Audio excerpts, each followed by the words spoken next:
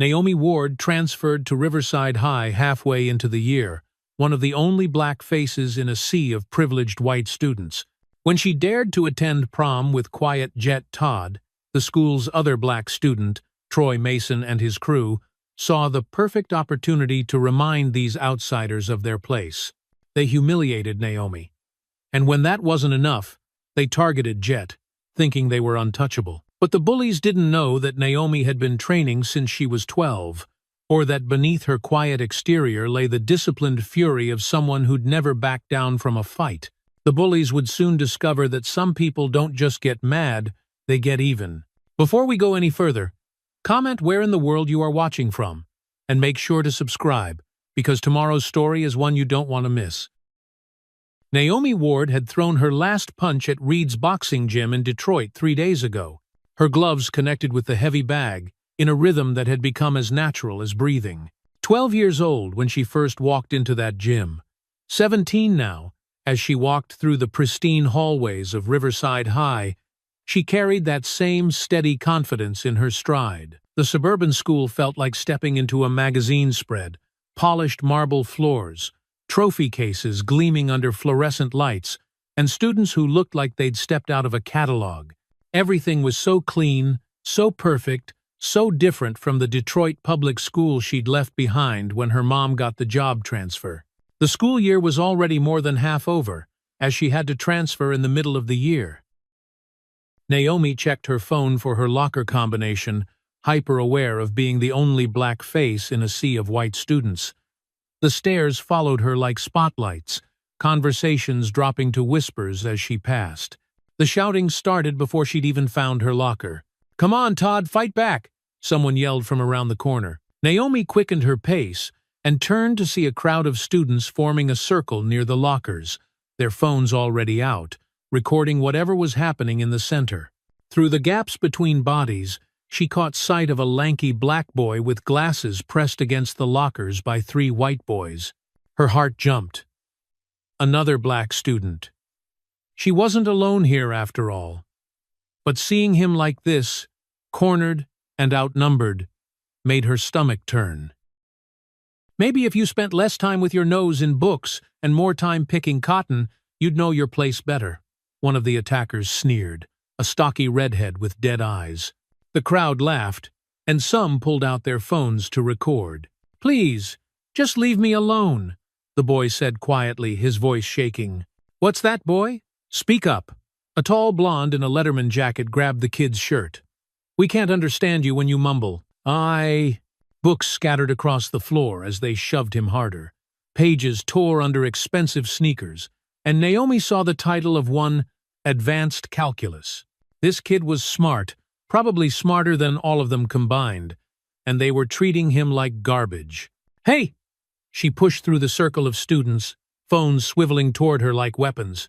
"Back off him!" The 3 boys turned, and their faces lit up with cruel delight. "Oh, look at this," the blonde one said, straightening up. 2 for 1 special today. I'm Troy Mason, and you just made my day so much better." The redhead clapped his hands together. "Christmas came early, boys. Fresh meat." "Look, Jet," the 3rd boy, shorter but built like a wrestler, said with fake sweetness. "They sent you a girlfriend. How romantic." "Shut up, Blake," Troy said, never taking his eyes off Naomi. "This requires finesse." Naomi stepped between them and Jet, her hands clenched at her sides. "I said, back off. Lie to." "Or what?" Troy circled around her slowly, like a predator. "You going to file a complaint? This is Riverside High, sweetheart. We don't take complaints from your kind." "My kind?" Naomi's voice dropped to a dangerous whisper. "You know exactly what I mean." Troy's mask slipped for just a moment, showing the ugly truth underneath. "You people always think you can just waltz in here and change things, but this is our school, our territory." The redhead, who someone in the crowd called Cole, nodded eagerly. "Been in our families for generations." The crowd pressed closer, sensing blood in the water. Naomi felt their eyes on her, waiting to see if she'd break, if she'd run, if she'd give them the show they wanted. But she'd been training for this her whole life, even if she hadn't known it. Your territory? Naomi's stance shifted, weight balanced on the balls of her feet. Funny, I thought this was a public school, paid for by everyone's taxes. Blake stepped closer, his wrestler's build intimidating. Public doesn't mean it belongs to monkeys. The word hit the air like a slap. Even some of the white students looked uncomfortable now, but nobody moved to stop it. Naomi felt the familiar calm that came before a fight. The way her vision sharpened and her breathing steadied. She'd felt it in the ring dozens of times. But never like this. Never when it mattered this much. Say that again, she said quietly. Troy held up his hands, suddenly switching tactics.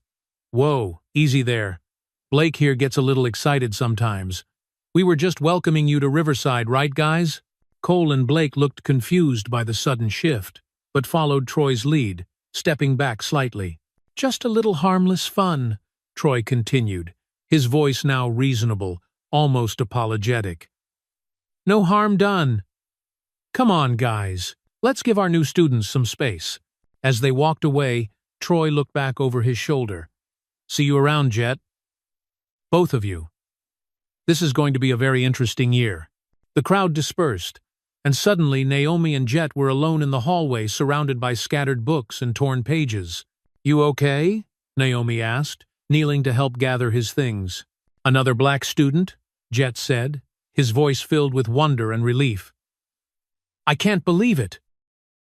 I thought I was going to graduate as the only one.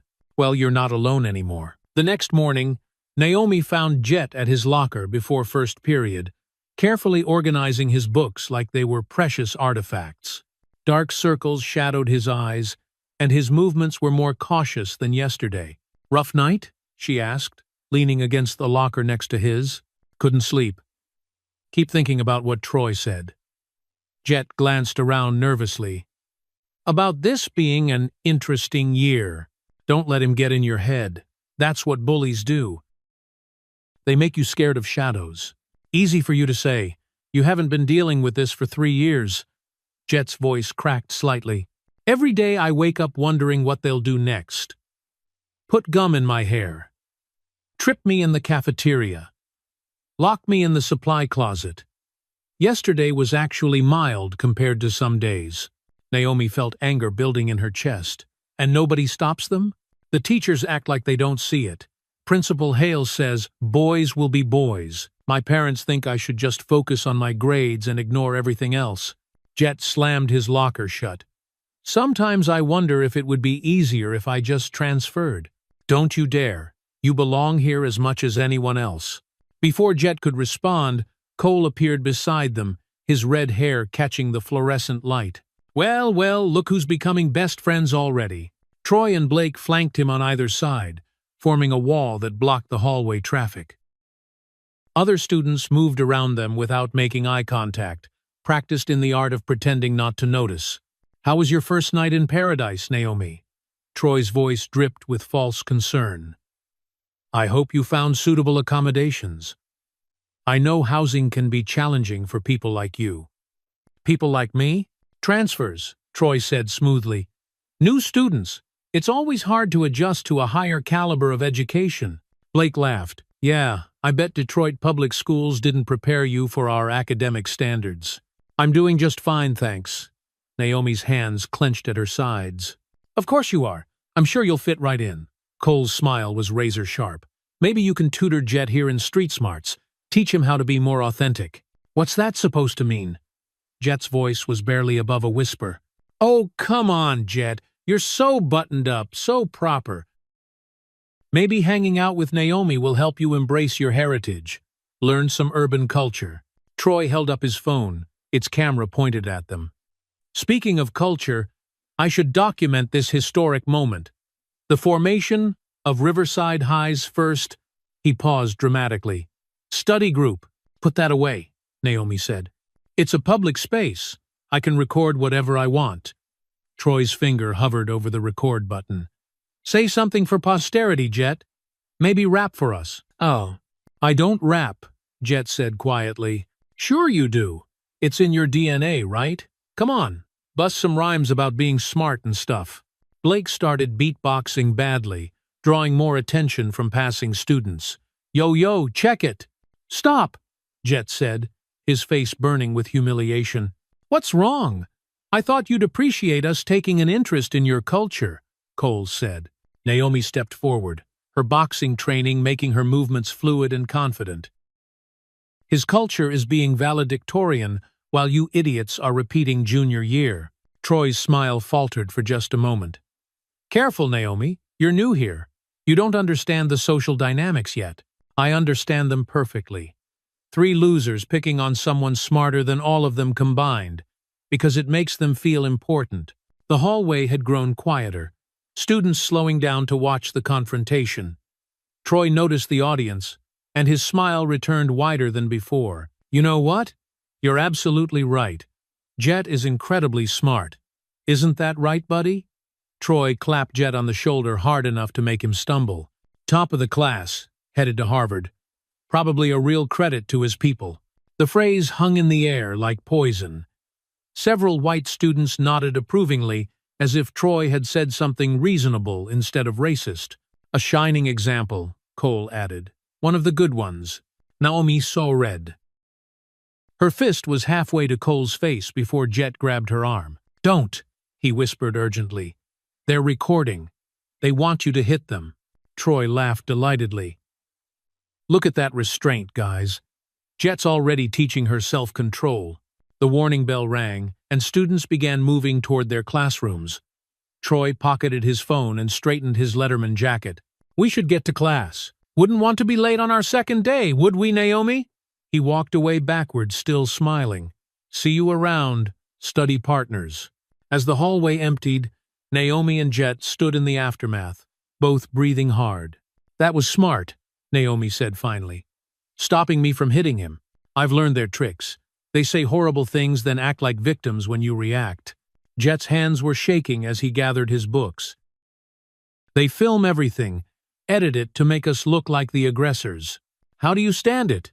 "I tell myself it's temporary. Another year and I'm gone. Full scholarship somewhere far away from here." Jet's voice was hollow. "But now they have you to target too. I'm sorry. Don't apologize. I chose to step in." "Why?" Naomi thought about the question as they walked toward their first class. "Because in Detroit, we look out for each other. Because you're smart and kind and you don't deserve this. Because nobody should have to face this alone." For the first time since she'd met him, Jet smiled. It was small and fragile, but real. "Thanks," he said. "I forgot what it felt like to have someone on my side." As they entered their classroom, Naomi caught sight of Troy, Cole, and Blake whispering in the back row, their eyes tracking her and Jet's every movement. They were planning something. She could see it in their expressions. But for the first time in 3 years, Jet wasn't facing them alone. By late March, Naomi and Jet had fallen into a rhythm that felt like survival. And friendship rolled into one. They met at his locker every morning, ate lunch together in the library where Troy's crew couldn't corner them as easily, and walked to the parking lot together after school. 3 weeks of partnership had shown them both what it meant to have backup. "They superglued my locker shut this morning," Jet said, prying at the metal door with a credit card. "3rd time this month." Did you report it?" "To who?" "Principal Hale." Jet's laugh was bitter. "He told me last week that maybe I should consider being more approachable if I want to fit in better." Naomi watched him struggle with the lock, anger building in her chest. "Your parents know about any of this?" "Some of it. They're not the turn the other cheek types, trust me. My mom's been documenting everything, taking photos of the locker, keeping the notes. She wants to file a complaint with the school board, but my dad thinks we should wait until we have more evidence, build an airtight case." Jet finally got his locker open, revealing another crude drawing taped inside. "Sometimes I think they forget I have to live through this every day while they're building their case." They walked toward first period, passing the bulletin board that had exploded with prom announcements overnight. Glittery posters promised a night under the stars in flowing script, with photos of last year's prom court, all white faces beaming from behind tiaras and sashes. 6 weeks away?" Naomi observed, reading the dates. "You thinking about going?" Jet asked. though his tone suggested he thought the idea was ridiculous. Actually, yeah, I am. Jet stopped walking. Seriously? Why not? We pay the same student fees as everyone else. We have just as much right to be there. Naomi, you've been here 3 weeks. You don't understand what prom is like for people like us. Last year, the only black girl who went got accidentally splashed with punch by Troy's girlfriend. Spent the whole night with a stained dress. So, we don't go alone. Naomi turned to face him fully. We go together. Watch each other's backs. You want to go to prom with me? Jet's voice cracked slightly. Not like a real date. Just as friends who refuse to let these idiots run us out of our own school. Before Jet could respond, Troy appeared around the corner with Cole and Blake, flanking him like bodyguards. Well, what are we discussing so intensely this morning? Troy's voice carried that familiar false friendliness that made Naomi's skin crawl. Nothing that concerns you, she replied.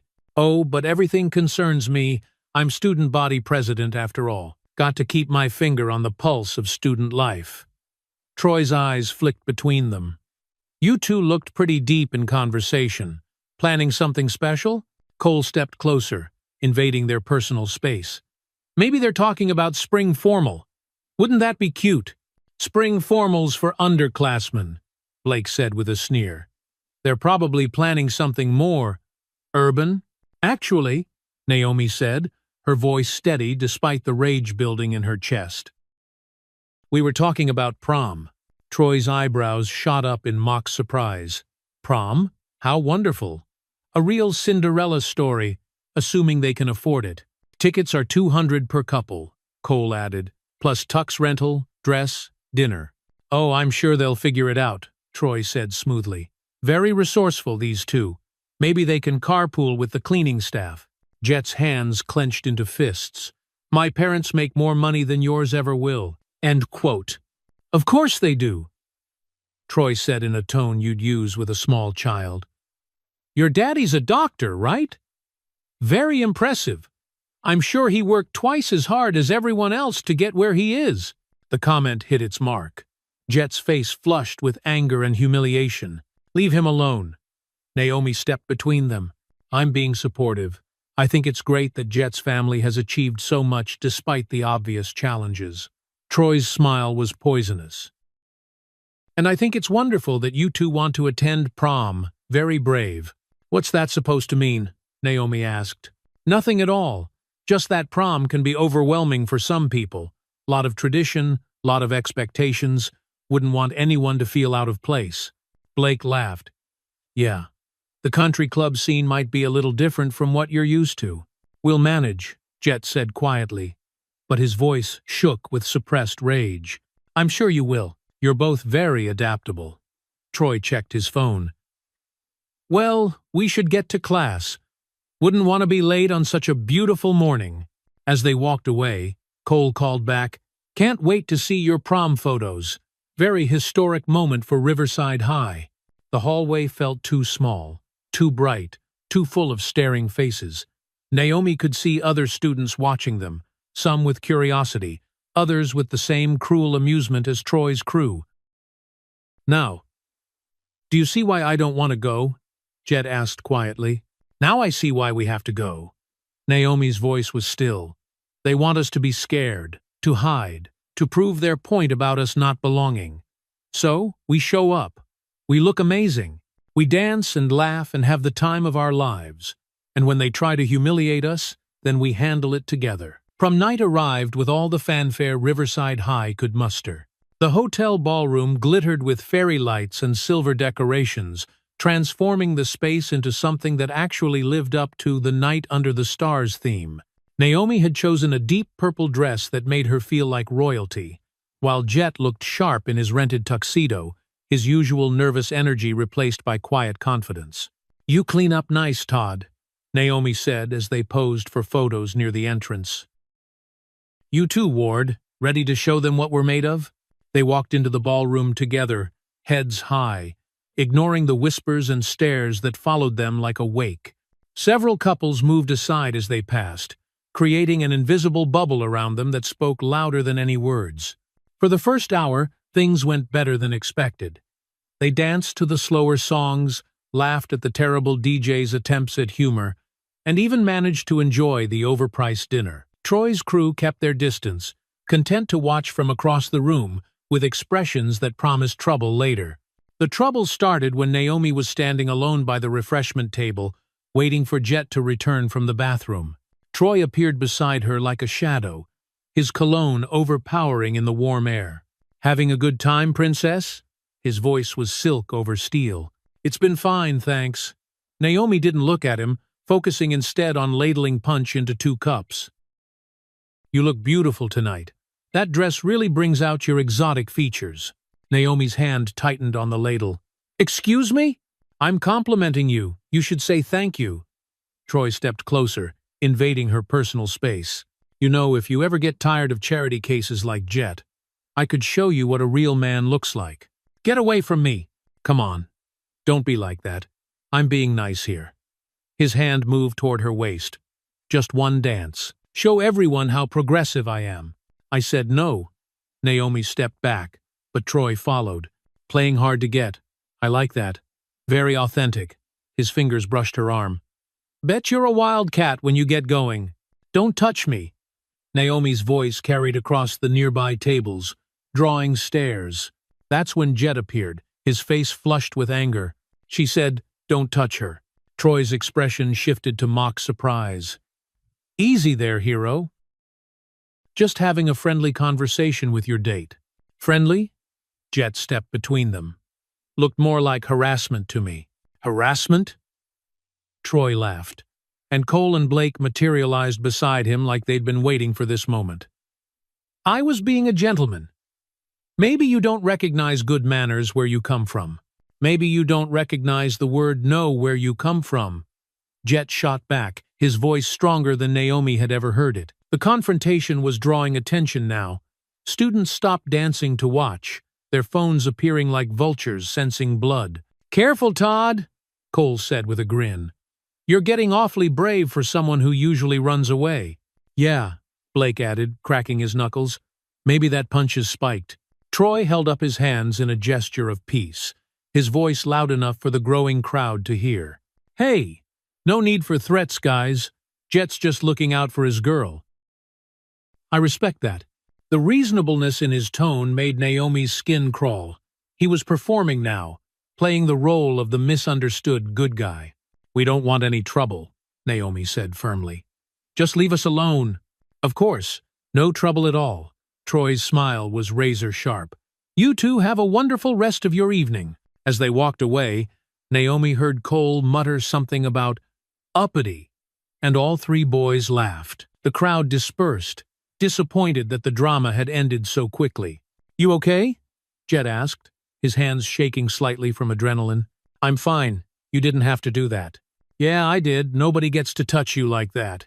For 20 minutes, they managed to enjoy themselves again, dancing and laughing like normal teenagers at prom. But Naomi should have known Troy wouldn't let it go that easily. "I need to use the bathroom," she said during a particularly loud song. "You okay here for a minute?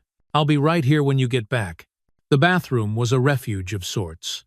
Quieter, cooler, with harsh fluorescent lighting that made everyone's makeup look garish. Naomi took her time, needing a moment to decompress from the tension. Meanwhile, Jet stood by their table, checking his phone and watching the other couples dance. He didn't see Troy, Cole, and Blake approaching until it was too late. "Well, well," Troy said, his earlier friendly mask completely gone. "Look who thinks he's a knight in shining armor." "I don't want any trouble," Jet said, but his voice lacked the confidence it had held earlier. "Too bad. Trouble found you." Cole grabbed Jet's arm roughly. "Time for a little chat outside." "I'm not going anywhere with you." "Yes, you are." Blake moved to his other side. "Unless you want to make a scene in front of all these nice people." "I do." They started moving him toward a side corridor, away from the main crowd and the chaperones.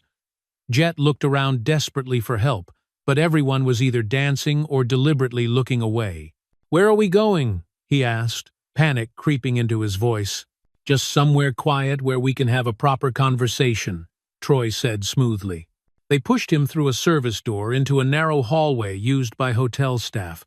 The music became muffled, and the sudden dimness made Jet blink. "Now we can talk properly," Troy said, loosening his tie. "About what?" Jet backed against the wall. "About respect. About boundaries. About the fact that you think you can embarrass me in front of the whole school." Cole stepped closer. "Nobody makes Troy look bad. Nobody. You made me look like a racist in front of everyone," Troy continued. "Like I was some kind of predator bothering your precious girlfriend. You were bothering her. I was being friendly. And you turned it into something ugly." Troy's voice was ice cold now. "Time you learned some consequences."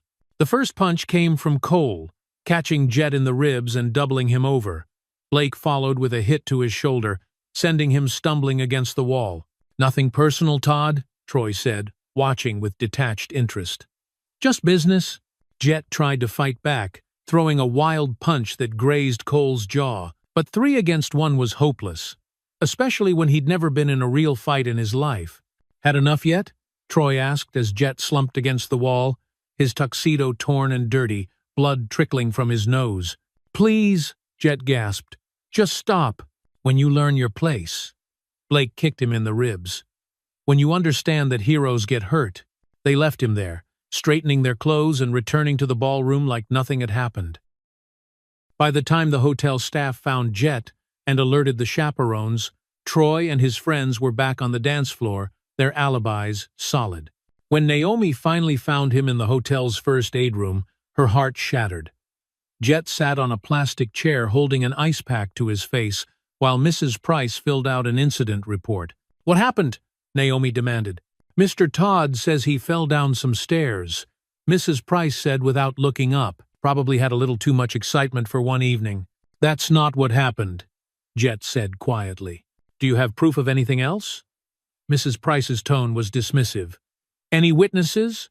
Jet looked at Naomi, and she saw the defeat in his eyes. They both knew the truth. But truth didn't matter here. Power mattered. Money mattered. The right last name mattered. "No," he whispered. "No witnesses." As they left the hotel that night, Naomi felt something harden inside her chest. The system had failed them completely. Monday morning came like a slap in the face. Naomi found Jet at his locker, a purple bruise blooming around his left eye despite the concealer he'd tried to use. Students walked past them with knowing smirks, and she heard whispered fragments of conversation. Heard Todd got wasted at prom, finally got what was coming to him. Should have minded his own business. "How are you holding up?" Naomi asked, keeping her voice low. "I've been better." Jet's smile was weak. "My parents want to press charges, but apparently I can't identify my attackers in a dark hallway because it was Troy, Cole, and Blake. Try proving that they were all on the dance floor when hotel security found me. Dozens of witnesses saw them there." Naomi's hands clenched into fists. "This is ridiculous. We both know what happened." "Knowing and proving are two different things." Jet closed his locker carefully. "My mom's calling Principal Hale this morning. For all the good it'll do. Bun." An hour later, they sat in Principal Hale's office, watching him shuffle through papers with the enthusiasm of someone handling garbage. Jet's mother, Dr. Dana Todd, sat ramrod straight in her chair, her lawyer's training evident in every precise word. "Mr. Hale, my son was assaulted at a school-sponsored event. What are you going to do about it?" "Dr. Todd, I understand your concern, but according to the incident report, Jet fell down some stairs. These things happen when young people get overexcited." "Overexcited?" Dr. Todd's voice could have cut glass. "He was beaten up. Look at his face. I see some bruising that's consistent with the fall. Hotel security reviewed the footage and found no evidence of an assault." Naomi leaned forward. "What about the hallway where it happened? Did they check those cameras?" Principal Hale barely glanced at her. "That particular corridor doesn't have security coverage. Unfortunate, but not uncommon in older buildings." "How convenient," Dr. Todd said icily. "And I suppose Troy Mason's whereabouts are well documented." Troy was photographed on the dance floor throughout the evening. Multiple witnesses confirm his presence. Same with his friends. Hale folded his hands. Dr. Todd, I know you're upset, but we can't punish students based on speculation. This isn't speculation. This is a pattern of harassment that your staff has ignored for 3 years now. No, that's simply not true. We take all reports of bullying seriously. Really? Then why is my son's locker vandalized weekly? Why do teachers ignore racist comments in their classrooms? Why does nothing ever happen to the students responsible? Hale's expression hardened. Perhaps if Jet were more approachable, he'd have fewer social difficulties. Sometimes students bring these problems on themselves. The silence that followed was deafening. Dr. Todd stood slowly, her composure frightening in its control.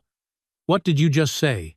I simply meant that integration works best when everyone makes an effort to fit in. Integration?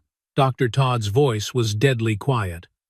This is 2025, Mr. Hale, not 1955. Of course, poor choice of words. I just think, you think my son deserves to be beaten because he doesn't know his place. She gathered her purse. I'll be speaking to the school board about this conversation. Dr. Todd, there's no need for threats. That wasn't a threat. That was a promise. Later that afternoon, Naomi found herself at Iron Will Boxing Gym, a small place she'd discovered a few miles from school. The owner, Coach Morgan, was a former heavyweight who'd taken one look at her form and agreed to let her train there after the move from Detroit. She was hitting the heavy bag with more fury than technique when Morgan stepped in. Easy, kid. That bag didn't do nothing to you. Sorry, Coach. Naomi pulled off her gloves, breathing hard. Just had a bad day. Want to talk about it? She told him everything. The harassment, the prom incident, Principal Hale's disgusting response. Morgan listened without interruption, his scarred face growing darker with each detail. These punks think they can get away with anything, he said finally. What's your boy going to do, Jet? Nothing.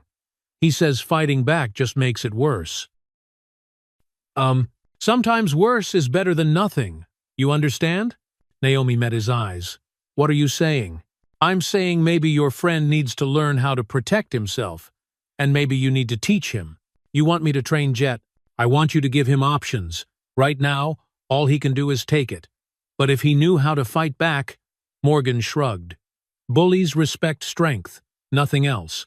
The school would expel us if we fought back. Only if they catch you, and only if they care enough to do something about it. Morgan's smile was grim. Sounds like they don't care much about anything except protecting their golden boys. That evening, Naomi called Jet with a proposition that would change everything. Boxing lesson. Jet's voice was skeptical. Naomi, I can barely do a push-up. Morgan says he can work with anyone. You don't have to become Muhammad Ali overnight. Just learn enough to defend yourself. And when Troy and his friends jump me again, 3 against 1, boxing skills won't matter. Then we make sure it's not 3 against 1. What do you mean? Naomi took a deep breath. I mean, we stop playing by their rules. They want to terrorize us? Fine. Let's see how they like being scared for once. You're talking about revenge. I'm talking about justice. The school won't protect us. The adults don't care, so we protect ourselves. A blink. There was a long pause on the other end of the line. When Jet spoke again, his voice was different, harder, more resolved. When do we start? Tomorrow after school. Iron Will Boxing Gym. And Jet? Yeah? Bring comfortable clothes. We've got work to do. As Naomi hung up the phone, she felt something shift inside her chest. They'd tried playing by the rules, tried being the perfect victims who deserved help. But perfect victims just got hurt over and over again. Time to stop being victims. 3 weeks into training, Jet's transformation was subtle, but undeniable. His shoulders had broadened slightly, his posture was straighter, and the constant nervous energy that used to radiate from him had been replaced by something steadier, more focused. Keep your guard up, Naomi called as he worked the heavy bag at Iron Will Gym. Troy's not going to politely wait for you to get ready. Jet threw a combination. Jab, cross, hook. That would have been unthinkable a month ago. His form wasn't perfect, but it was solid, determined, better. Coach Morgan nodded approvingly. You're starting to move like a fighter instead of a victim. I don't feel like a fighter yet, Jet panted, pulling off his gloves. Fighting's not about feeling, kid. It's about doing what needs to be done when the moment comes. While Jet caught his breath, Naomi reviewed the evidence they'd been collecting. Her phone contained a dozen videos of Troy's crew harassing other students, audio recordings of racist comments in hallways, and photos of vandalized lockers. The pattern was clear, methodical, and damning. Look at this, she said, showing Jet a video from that morning. Troy and Cole cornering Max Wells by the gym. Same playbook every time. On screen, the two seniors had the sophomore pressed against the wall, while other students walked past, deliberately ignoring what was happening. Maybe you should stick to sports you're actually good at. Troy's voice came through clearly. Like running away. We need to show this to someone, Jet said, but his voice lacked conviction. Who? Principal Hale? He already made it clear he doesn't care. Naomi scrolled through more footage. The teachers pretend they don't see it. The school board won't meet with parents. We're documenting everything. But nobody in power wants to look. Oh, Morgan watched them from across the gym, his expression thoughtful. You know what your problem is? You're still thinking like victims. Still waiting for someone else to save you. We're gathering evidence, Naomi protested. Evidence for what? A trial that's never going to happen? A system that's already shown you it don't care. Morgan shook his head. Sometimes justice has to be taken, not given. More. Meanwhile, in the Riverside High parking lot, Troy leaned against his BMW, scrolling through social media with Cole and Blake flanking him like bodyguards. Check this out, Cole said, showing Troy his phone. Someone had posted a video of Todd and Ward walking to the parking lot together. Look at the comments. Troy read them with growing amusement. Power couple. Black Panthers. Watch out, Troy. The last one made him laugh out loud. People are starting to notice them, Blake observed. Like they think they're some kind of heroes or something. Heroes? Troy's voice dripped with disdain. Todd's still the same pathetic nerd he's always been. And Ward's just angry because she doesn't understand how things work here. Speaking of which, Cole pointed across the parking lot. Isn't that interesting? Troy followed his gaze to see Naomi and Jet getting into Naomi's car, both carrying gym bags. They looked different. More confident, less scared. Where do you think they're going? Blake asked. Probably some community center. Learning African dance or something. Troy's joke fell flat even to him. There was something about the way they carried themselves now that bothered him. Doesn't matter. Let them play pretend warrior. Reality has a way of reasserting itself. But as he watched them drive away, Troy felt the first stirring of something he hadn't experienced in years. Doubt. Back at Iron Will Gym, Naomi was showing Jet how to use his phone to record without being obvious. The key is to look natural. Pretend you're texting or checking social media, she demonstrated, holding her phone casually while the camera captured everything. They're so used to being untouchable, they don't even try to hide anymore. What's the end game here? Jet asked. We can't post this stuff online without getting expelled. Maybe expulsion is worth it if we expose what this school really is. Easy for you to say. You've been here 2 months. I've got 2 years of perfect grades riding on staying clean. Naomi studied his face, seeing the conflict there. You're scared, terrified, Jet admitted. But I'm more tired than scared. Tired of being afraid. Tired of hiding. Tired of pretending this is normal. Then we do something about it. Huh? Like what? Before Naomi could answer, her phone buzzed with a text from an unknown number. The message was short and chilling. We know where you train. She showed it to Jet, whose face went pale. How did they get your number? Doesn't matter. Naomi's voice was steady, but her hands were shaking slightly. What matters is they're watching us now. Morgan appeared beside them, having noticed their expressions. Problem? Naomi showed him the text. His face darkened. Punks trying to intimidate you outside school now? He thought for a moment. Maybe it's time to accelerate your training schedule. What do you mean? I mean, maybe waiting for them to make the next move isn't the smart play. Maybe it's time to take control of when and where this ends. Jet looked between them, understanding dawning in his eyes. You're talking about fighting them. I'm talking about finishing what they started, Morgan said. On your terms, not theirs. I'm sick. As they left the gym that evening, Naomi felt the weight of the decision ahead of them. They could keep documenting, keep hoping someone in authority would care, keep being victims, or they could choose a different path entirely. The text on her phone felt like a line being drawn in the sand. Troy and his crew had just made their biggest mistake. They'd let her know they were scared enough to escalate. And scared bullies, Naomi had learned, were dangerous bullies, but they were also desperate ones. The plan was simple in theory, devastating in practice. Naomi and Jet would create situations where Troy's crew would show their true colors on camera, building an undeniable case of harassment that even Principal Hale couldn't ignore. You sure about this? Jet asked, adjusting the small camera hidden in his backpack. The device, borrowed from his dad's medical practice, was nearly invisible, but captured everything in high definition. We need proof, Naomi said, checking her own recording setup on her phone. Real evidence that can't be dismissed or explained away. They'd spent the morning planning their approach. Jet would position himself near Troy's locker, appearing vulnerable and alone. Naomi would stay close enough to intervene if things went too far, but far enough away to maintain the illusion that Jet was isolated. Remember, just act normal, Naomi coached. Let them do what they always do. We're just finally going to have it on record.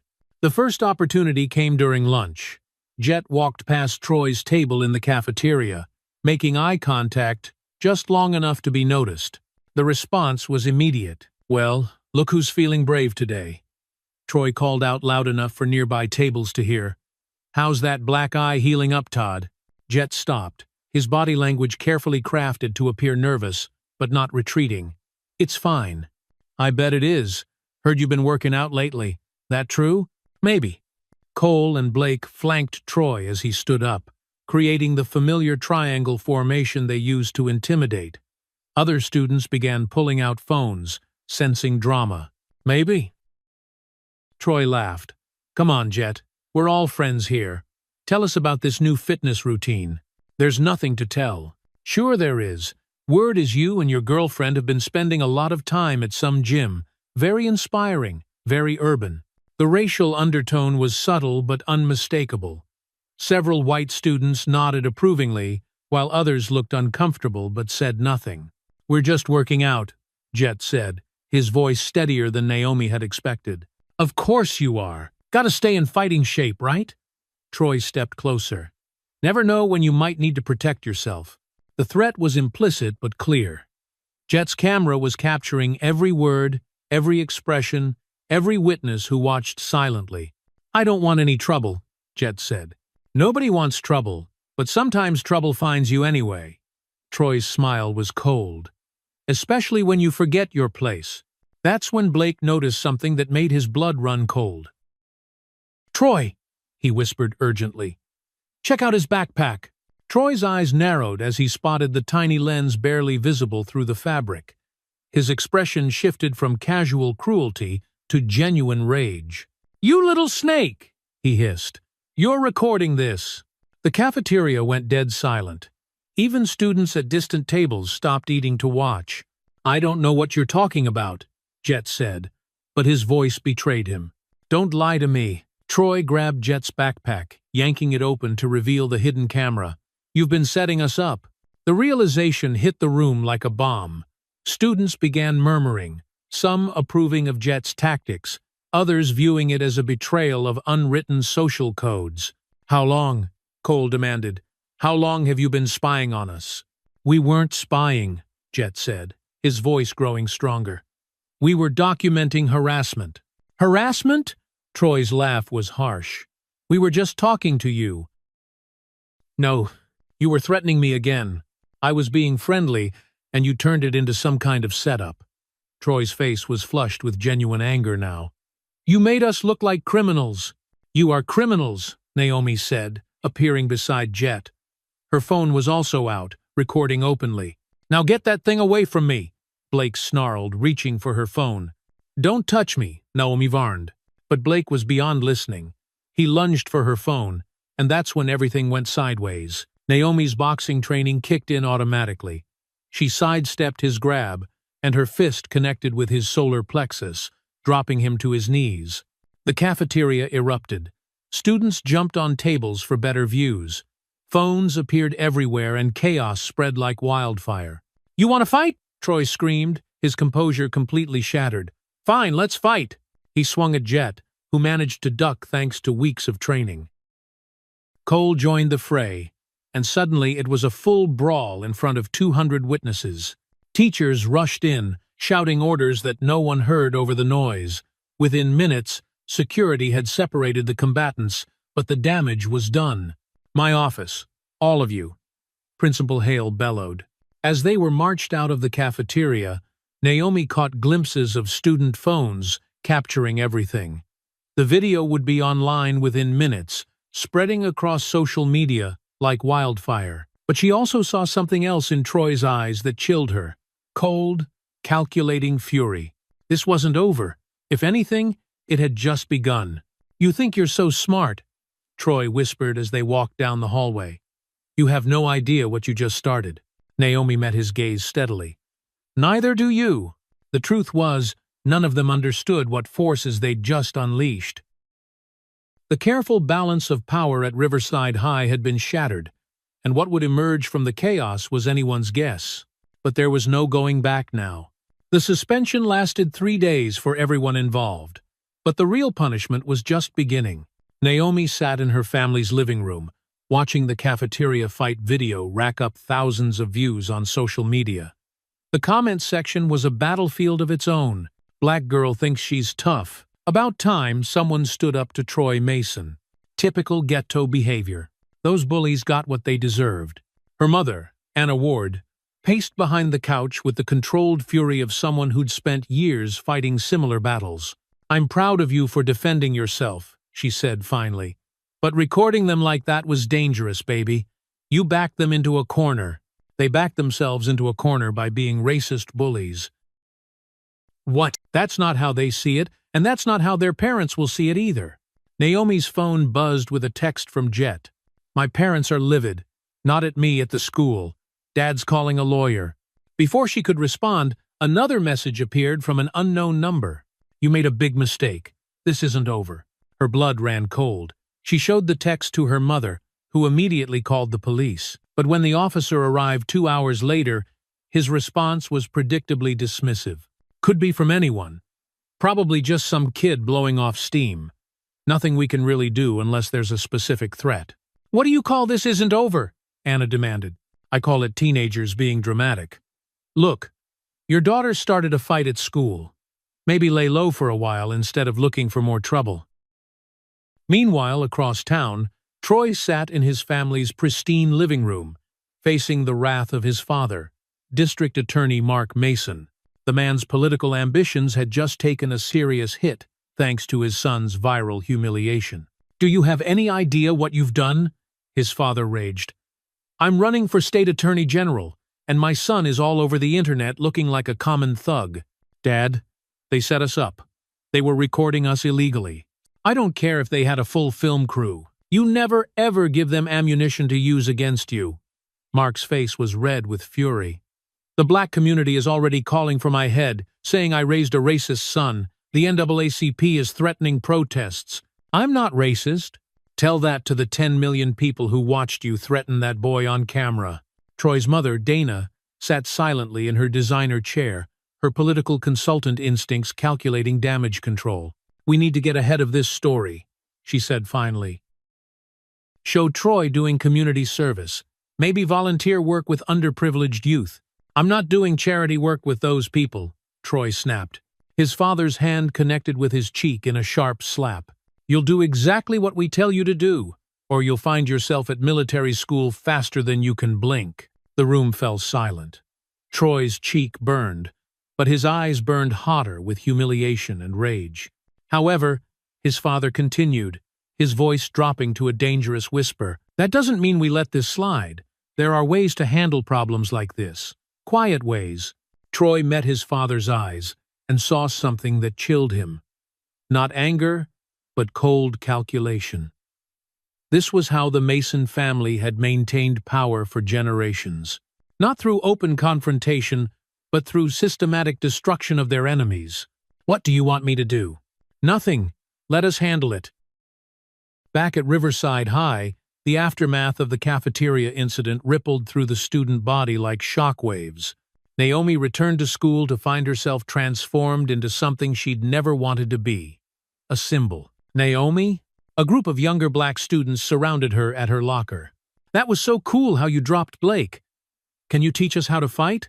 I don't want to teach anyone to fight, she said, uncomfortable with the attention. But you showed them they can't just push us around anymore, one of the sophomores said. You stood up for all of us. The weight of their expectations pressed down on her like a physical force. She just wanted to protect herself and Jet. But somehow, she'd become the face of resistance against the school's toxic culture. Jet appeared beside her, looking equally overwhelmed. The guidance counselor wants to see us, he said quietly. Mrs. Price's office felt like a trap. The woman sat behind her desk with a false smile that didn't reach her eyes. I've been reviewing the incident, she began. While I understand you felt provoked, your actions were completely inappropriate. They were harassing us, Naomi said. According to who? The video shows Troy having a normal conversation before you two escalated to violence. Normal? Jet's voice cracked with disbelief. He threatened me. I see friendly banter that got out of hand when you decided to create drama. Mrs. Price's tone was dismissive. The recording device shows premeditation. You planned this confrontation. We planned to document harassment. You planned to embarrass fellow students and create a viral moment for social media fame. She leaned forward. I'm recommending both of you for transfer to alternative education. Clearly, you're not a good fit for Riverside High's culture. End of seep. The threat hung in the air like poison. Alternative education meant giving up their academic futures, their college prospects, their dreams. You can't do that, Naomi whispered. I can and I will, unless you agree to some conditions. What conditions? Public apology to Troy and his friends, admission that you staged the incident for attention, and a promise to stop this crusade of yours. Naomi felt the walls closing in. Every adult who was supposed to protect them had failed, and now they were being asked to humiliate themselves to save their futures. No, she said finally. Excuse me? I said no. We're not apologizing for defending ourselves. Mrs. Price's smile disappeared entirely. Then you'll face the consequences, both of you. As they left the office, Naomi realized they'd crossed a point of no return. The system hadn't just failed them, it was actively working against them. War had been declared, and they were on their own. Troy paced the empty parking lot behind the gymnasium like a caged animal, his expensive sneakers scuffing against the asphalt. Cole and Blake flanked him, both looking uncomfortable with the rage radiating from their leader. I can't take it anymore, Troy snarled. Everyone's looking at me like I'm some kind of joke. Me. Do you know what my family name means in this town? Dude, maybe we should just let it go, Cole said nervously. The whole thing's blown over. People are already talking about other stuff. Blown over? Troy's voice cracked with fury. My father won't even look at me. My mother's been taking calls from reporters all week, and you want me to let it go? Blake shifted uncomfortably. Your dad said to lay low, remember? Let them handle it. My dad doesn't understand what it's like to walk through these halls knowing everyone's seen you get punked by some ghetto transfer student. Troy's fists clenched at his sides. I built my reputation over 4 years, and they destroyed it in 30 seconds. So, what do you want to do? Cole asked, though his tone suggested he already knew the answer. I want to remind them why they should have stayed in their place. I want them to understand that actions have consequences. Troy's eyes gleamed with malicious intent, and I want everyone to see it happen. Troy, man, if we get caught, We won't get caught. There are no cameras back here, no witnesses, just us and them having a little conversation about respect. What Troy didn't know was that his father had spent the past 3 days pulling strings behind the scenes. District Attorney Mark Mason had made strategic phone calls to the school board, applied pressure in back rooms, and leveraged political favors built up over decades of public service. It was textbook damage control. Make the problem disappear through institutional power rather than messy public confrontations. The Mason family had been playing this game for generations. But Troy, in his privileged bubble of rage and humiliation, had no idea his father was already fixing everything through proper channels. "There they are," Blake whispered, pointing across the lot. Naomi and Jet walked toward her car. Their conversation focused on their plans to meet Coach Morgan. They looked relaxed, confident, everything Troy used to be before they came along. "Perfect," Troy breathed. "Nice and isolated." "Troy, seriously, maybe we should think about this." Cole tried one last time. "What if they fight back?" Troy laughed bitterly. "Todd, please. And Ward's just one girl. What's she going to do against 3 of us?" The 3 boys emerged from behind the maintenance shed, their movements coordinated like a pack of predators. Troy felt the familiar rush of power that came from having backup, from being the one with the advantage. "Going somewhere special?" he called out, his voice dripping with false friendliness. Naomi and Jet turned, and Troy saw something in their expressions that he didn't recognize. Not fear, but something else. Something that should have warned him to reconsider. "We don't want any trouble," Jet said. But his stance was different somehow. More balanced, more ready. "Too late for that," Cole snarled, feeding off Troy's energy. "You already caused us enough trouble." Troy stepped forward, feeling the familiar thrill of intimidation. "Do you have any idea what you've done to my family? My father's reputation is in jeopardy because of your little stunt." "And crid." "Good," Naomi said flatly, her voice carrying no trace of the submission Troy expected. "Maybe he'll learn not to raise racist kids." The word hit Troy like a physical blow. "Racist? I'm not racist. I just know my place in the world, and I know yours. The problem is, you forgot yours." "Which is what exactly?" Naomi stepped forward, her hands hanging loose at her sides in a deceptively casual stance. "Beneath us," Troy said with all the venom he could muster. "Always has been, always will be." "Is that right?" Jet's voice was steady, stronger than Troy had ever heard it. "That's exactly right, and it's time you both remembered that lesson." Troy nodded to his friends, and they began to spread out, forming a triangle around Naomi and Jet. It was a formation they'd used countless times before.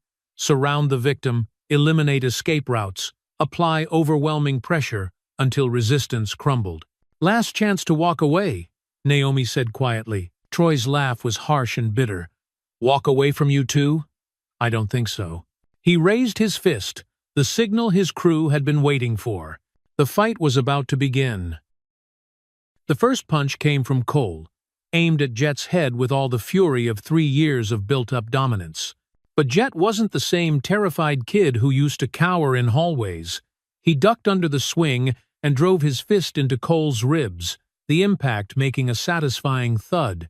Cole staggered back, eyes wide with shock. "What the—" Before he could finish, Jet followed up with a left hook that caught Cole in the jaw, snapping his head to the side. Blood trickled from the corner of his mouth as he stumbled against a car. Meanwhile, Troy and Blake circled Naomi like wolves, their confidence shaken but not broken by Jet's unexpected competence. "2 against 1, Naomi taunted, bouncing lightly on her feet. "Still not fair odds." "For us," Troy snarled, lunging forward. Naomi sidestepped his wild swing and countered with a sharp jab to his solar plexus that doubled him over. But Blake was already moving, catching her with a glancing blow to the shoulder that spun her around. "Got you now!" Blake grinned, pressing his advantage. He threw a haymaker that would have ended the fight, but Naomi rolled with the punch, absorbing most of the impact on her forearm. Her return uppercut caught Blake under the chin, lifting him off his feet for a moment before he crashed back down. Across the lot, Cole had recovered enough to charge at Jet again, this time leading with his shoulder like a linebacker. The tackle drove Jet back against the gymnasium wall, knocking the wind out of him. "Not so tough now, are you?" Cole gasped, blood still flowing from his split lip. He grabbed Jet by the shirt and drove a knee toward his midsection, but Jet twisted away at the last second. The knee hit brick instead of flesh, and Cole howled in pain. Jet's elbow strike caught Cole in the temple, stunning him long enough for Jet to break free. But the effort left him exposed, and Cole's desperate backhand caught him across the cheek, sending his glasses flying. "Jet!" Naomi called out, momentarily distracted.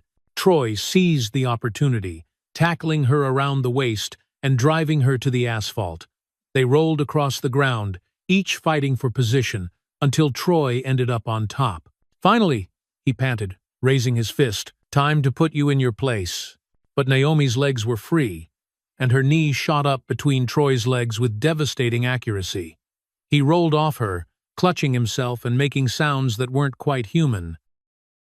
Blake tried to capitalize on Naomi's position on the ground, but she swept his legs out from under him, sending him crashing down beside her. They both scrambled to their feet, breathing hard, circling each other like prize fighters. "You're stronger than I expected," Blake admitted, wiping blood from his nose. "You're weaker," Naomi replied, then launched a combination that drove him backward. Her left hook connected with his ribs, her right cross caught him in the jaw, and her follow-up left sent him stumbling into a parked car. But Blake wasn't finished. He grabbed a handful of gravel from the ground and flung it at her eyes. Naomi threw up her hands to protect her face, and Blake's tackle drove her back against Troy's BMW. The impact knocked the breath out of her, and Blake's fist caught her in the stomach, doubling her over. Meanwhile, Jet and Cole were locked in a desperate grapple near the maintenance shed. Both boys were bloodied and exhausted, their technique deteriorating into raw desperation. Cole managed to get behind Jet, wrapping his arm around his throat in a chokehold. "Give up!" he gasped. "Just give up!" But weeks of training had built more than just muscle. They'd built determination. Jet drove his elbow back into Cole's ribs repeatedly until the grip loosened, then spun around and caught Cole with a right cross that dropped him to his knees. "I'm done giving up," Jet said, standing over his defeated tormentor. Across the lot, Naomi had recovered from Blake's dirty tactics and was systematically dismantling his offense. Every punch he threw, she either blocked or countered. Every attempt to grapple, she escaped with fluid technique. Troy, still recovering from her knee strike, watched in growing horror as his crew, his symbols of power and dominance, were being beaten by the two students he'd spent months terrorizing. "This is impossible," he wheezed, struggling to his feet. "We're supposed to win. We always win." "Not today," Naomi said, advancing on him with controlled fury. That's when the voice cut through the parking lot like a whip crack. "What the hell is going on here?" Everyone froze. Coach Morgan stood at the edge of the lot, his weathered face dark with anger. Behind him, attracted by the noise, were several other adults, including a security guard. "Everybody step back now," Morgan commanded, pulling out his phone. "I'm calling the police." As sirens wailed in the distance, the reality of what had just happened began to sink in. The fight was over, but the real battle was just beginning.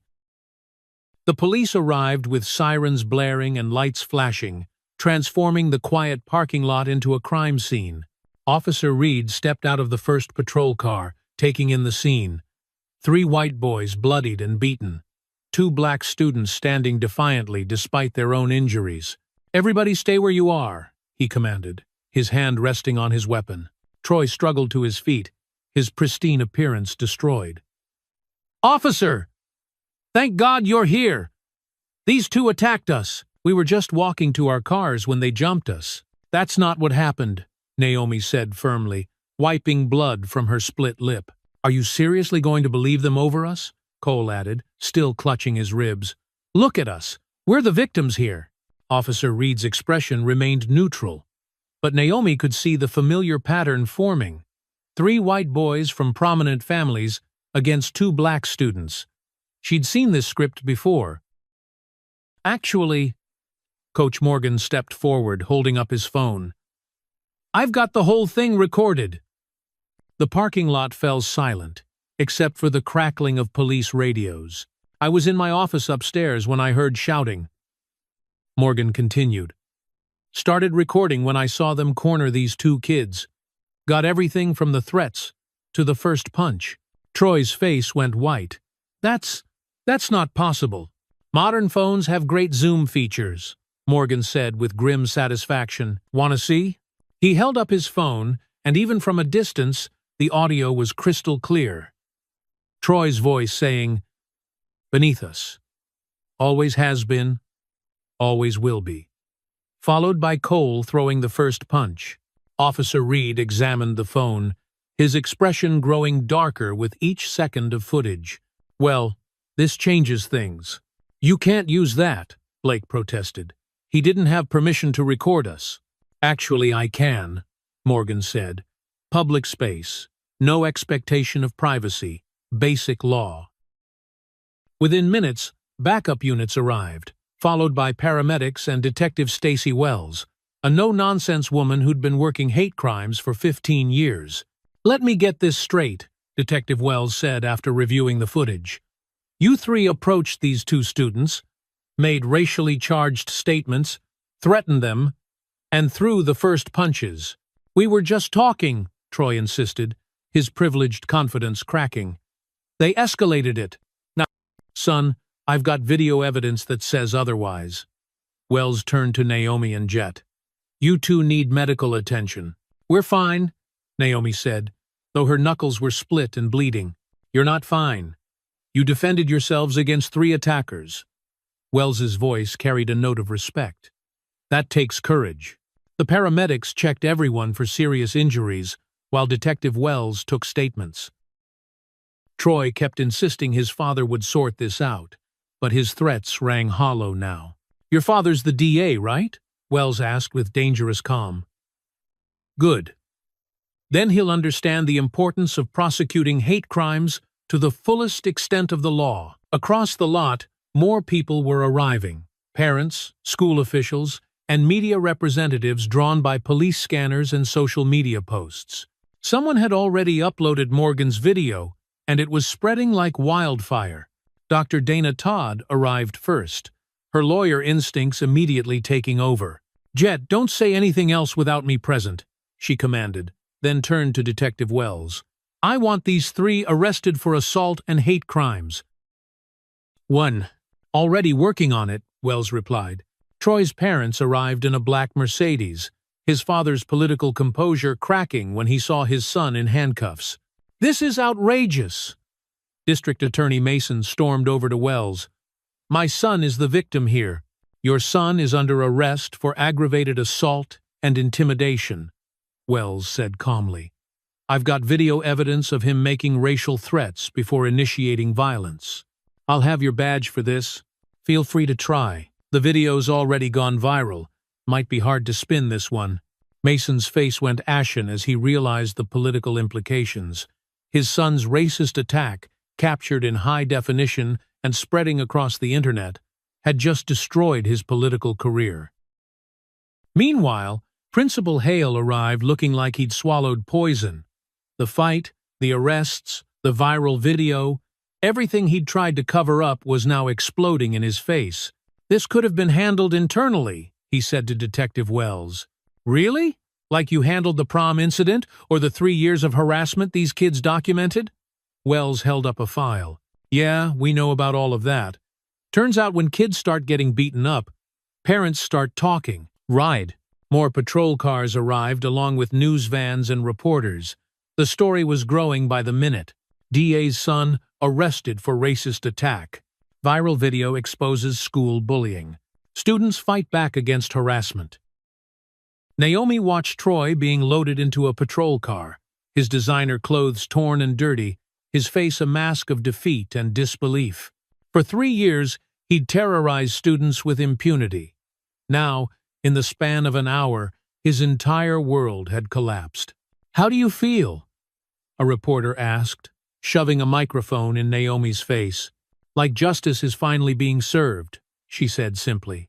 Cole and Blake were arrested next, their parents arriving to find their sons facing serious charges. The video made their guilt undeniable.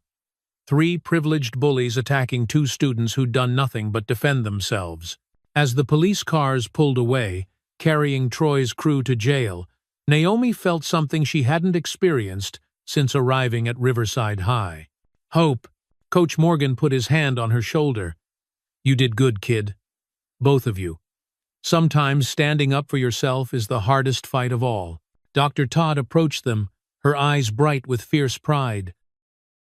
The DA's office will have to recuse themselves from this case due to conflict of interest. The State Attorney General's office will be taking over prosecution. What does that mean? Jet asked. It means they're going to prison, his mother said with satisfaction.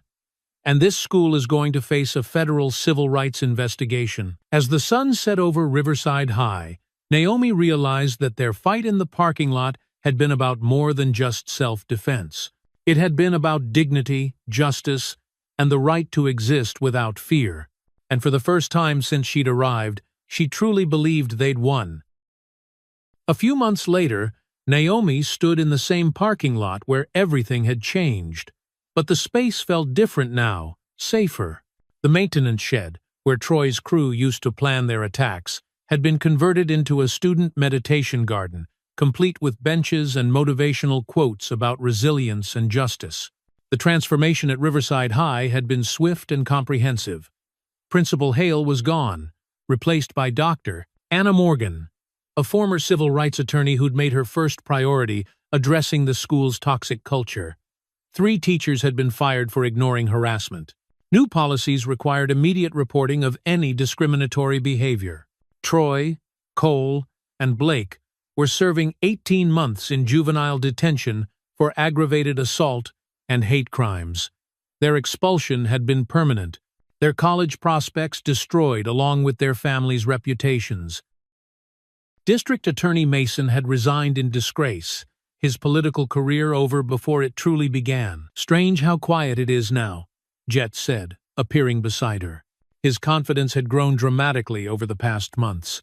Shoulders back, head high, no more nervous glances over his shoulder. Good quiet or bad quiet? Naomi asked. Definitely good. Did you hear about the settlement? The civil rights lawsuit had resulted in a $2.3 million judgment against the school district. Half would go to establishing an anti-bullying program. The other half split between the victims of harassment. It wasn't about the money. It was about accountability. Mom says we should use our share for college. MIT is expensive. Mitt? Jet's eyes lit up. You got in? Full scholarship? Engineering program? She bumped his shoulder playfully. What about you? Still planning on Harvard pre-med? Actually, I'm thinking about changing my major. To what? Civil rights law. Turns out I like fighting for justice. He smiled, and she saw none of the fear that used to define him. Want to change the system from the inside? They walked toward the main building, passing groups of students who nodded respectfully rather than staring with hostility. The viral video of their fight had made them celebrities of sorts, but more importantly, it had made them symbols of resistance against injustice. You ever regret it? Jet asked as they climbed the front steps. Fighting back. I mean everything that came after. Naomi considered the question seriously. The past months had been intense. Media interviews, court appearances, congressional testimony about racism in schools. It would have been easier to stay quiet, to accept the harassment as the price of existing in predominantly white spaces. No, she said finally, I regret that it took so long. I regret all the kids who suffered before we found our courage. We inspired them, though. Look around. He was right. The hallways buzzed with energy that felt fundamentally different. Students of color walked with their heads high. The few remaining bullies kept their prejudices to themselves, knowing there would be real consequences. The school newspaper had started an anti-discrimination column written by former victims who were finally finding their voices. Remember when we thought graduation would never come? Jet said as they reached his locker. Now it's only 2 months away. Naomi leaned against the wall. Think you'll miss this place? Parts of it. The good parts we helped create. He organized his books carefully, a habit that had never changed despite everything else about him that had. What about you? Ready to leave all this behind? Ready for the next chapter. But I won't forget this one. They'd been invited to speak at conferences to share their story with other schools facing similar problems. The requests came in weekly from administrators, student groups, even congressional committees studying education policy. Their experience had become a case study in how systematic change could emerge from individual courage. Maya asked if we wanted to hang out this weekend, Jet mentioned casually. Study group for AP History. Sounds good. I could use the help with the Civil War section. Ironic considering we just fought our own. Naomi laughed, and the sound echoed down the hallway that had once felt like enemy territory. Think we won? Jet asked. Look around. What do you think? She did look around, at students walking freely without fear, at teachers who actually intervened when they saw problems, at a school that had been forced to confront its failures and grow from them. Yeah, she said. I think we won. As they walked to their first class together, Naomi felt the comfortable rhythm of their friendship, tested by fire, strengthened by struggle, pointing toward an uncertain but hopeful future. Whatever came next for them, individually or together, remained unwritten, full of possibility. Some stories ended with clear resolutions, others ended with new beginnings. This felt like both. In the hallway behind them, a freshman who'd been watching nervously straightened his shoulders and walked a little taller. The cycle of courage, it seemed, was just beginning. The spring sun spilled golden light across Riverside High's campus, warming the newly planted garden beside the gymnasium. Only a few months ago, this place had been a battleground, littered with blood and gravel, echoing with the cries of teenagers caught in the ugliness of violence. Now, the air carried the scent of fresh soil and lavender.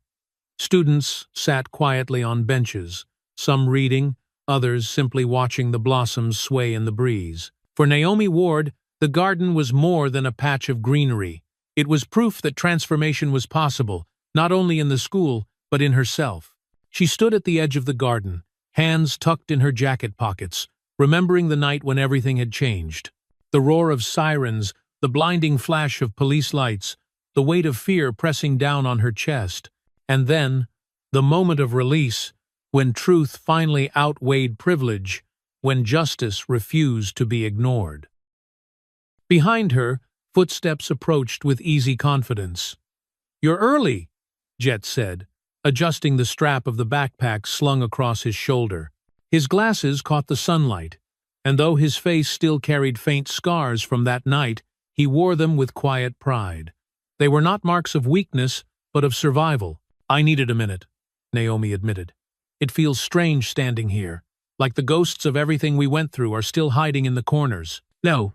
Jet looked around, nodding slowly. "Ghosts can be good.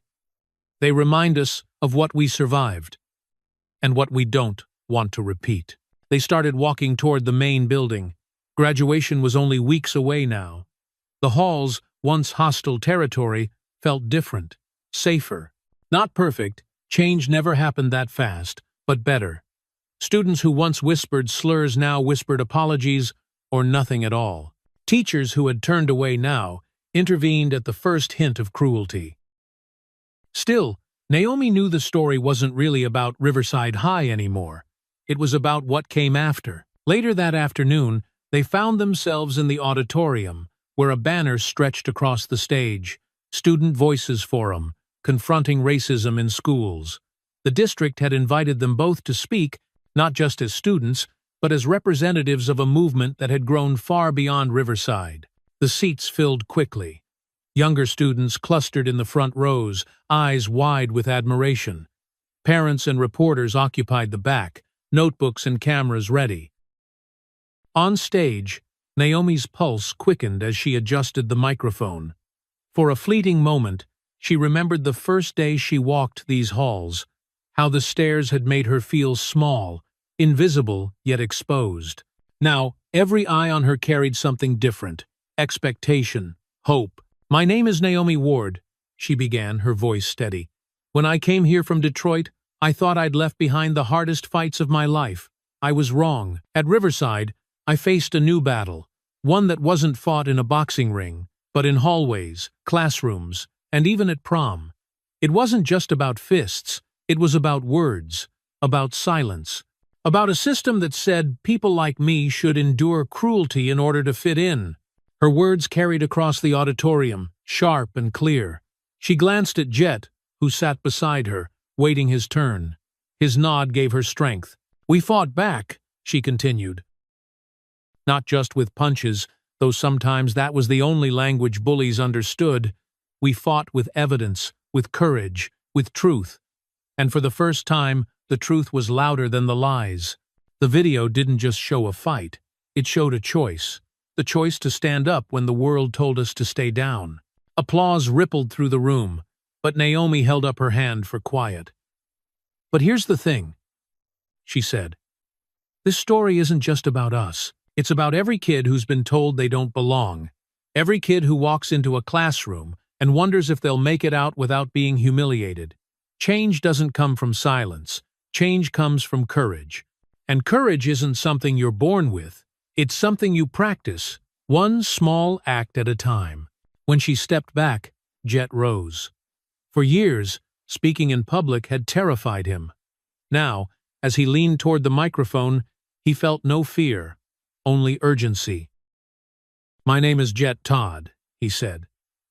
"I used to think surviving meant keeping my head down, ignoring the bullies, waiting for high school to be over. But silence is its own kind of prison. It keeps you small. It tells you you're alone. What I learned is that you're never alone, unless you choose to be. When someone stands with you, even just one person, it changes everything." He paused, searching the crowd until his gaze landed on Naomi. "For me, that person was Naomi. She reminded me that dignity isn't something you earn from others. It's something you claim for yourself, and once you claim it, nobody can take it away." The applause this time was thunderous. Parents wiped tears from their eyes. Students rose to their feet. Somewhere in the crowd, Dr. Anna Morgan, the new principal, smiled proudly. This was what Riverside High was becoming. Not a place of silence, but of voices. That evening, Naomi and Jet walked out of the auditorium together. The sky streaked pink and gold. The garden near the gym glowed softly under string lights. They stopped there, leaning against the wooden fence, letting the quiet settle. "Do you ever wonder what's next?" Naomi asked, breaking the silence. "All the time," Jet admitted. "But for the first time, I'm not scared of it. I'm ready." Naomi smiled faintly. "Me too. Mitt, Harvard, whatever comes after, it's all just another fight. Different arena. Same rules. And this time," Jet said, "we're not fighting alone." They stood there a while longer, watching as younger students crossed the lot, laughing, unafraid. One boy, a freshman with glasses too big for his face, caught Jet's eye. He walked taller than Jet ever had at that age. Maybe he'd seen the video. Maybe he just knew the story. Either way, he was proof. Proof that courage could ripple outward, from one act to another, until it changed the whole tide. Months later, the story of Riverside High would appear in national headlines, in documentaries, even in congressional hearings on school reform. But for Naomi and Jet, the real victory wasn't in the attention or the accolades. It was in the silence of the hallways where cruelty used to thrive. It was in the laughter of students who no longer flinched at the sight of their tormentors.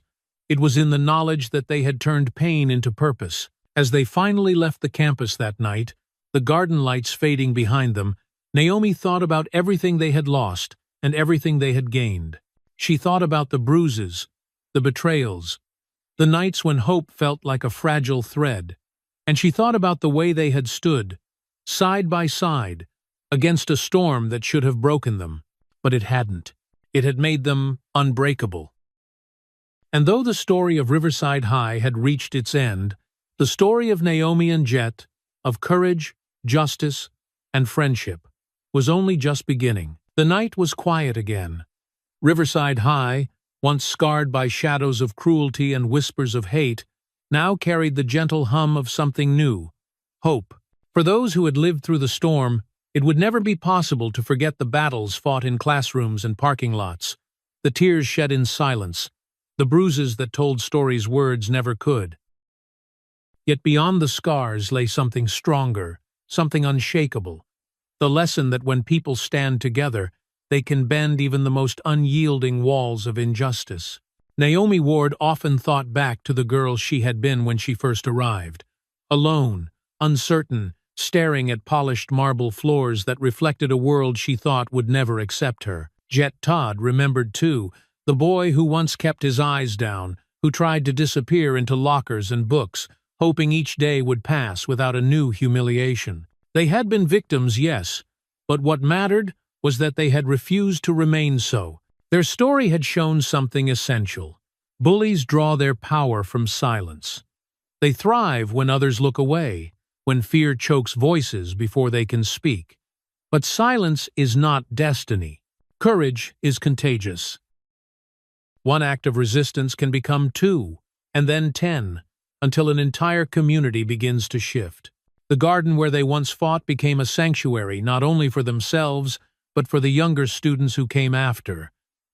It stood as a reminder that even in places poisoned by hatred, healing could take root.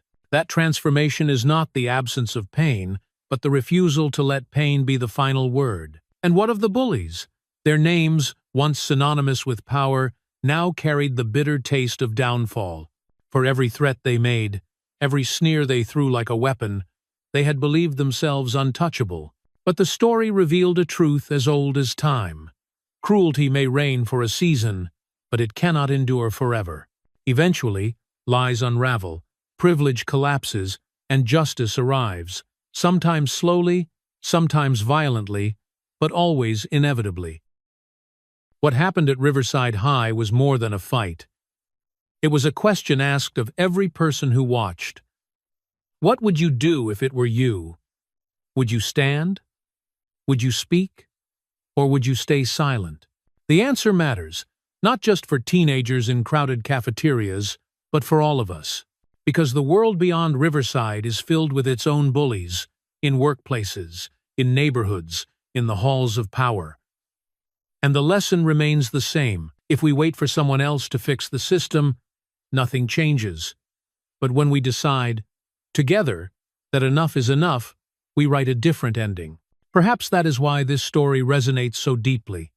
It is not only about Naomi and Jet, not only about one school finally forced to face its failures.